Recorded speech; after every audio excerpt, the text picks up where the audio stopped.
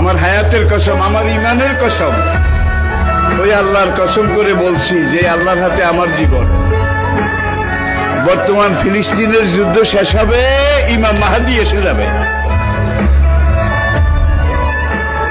ইমাম মাহাদি আসার 9 বছর পরে, ইমাম মাহাদি আসার 9 বছর পরে ঈসা আলাইহিস সালাম আসবেন।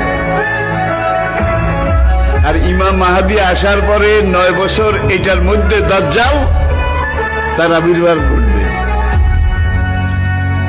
এমন সময় আমি আপনাদের সাথে কথা বলছি, হাদিসের ভাষ্য অনুযায়ী মনে করেন দাজ্জাল আপনার বাড়ির দরজায় এসে দাঁড়িয়েছে। এমন সময় আমি আপনাদের সামনে কথাগুলো বলছি, যেই সময় মনে করেন ইমাম মাহাদি আপনার ঘরের সামনে এসে দুয়ারে কড়া নাড়তেছে।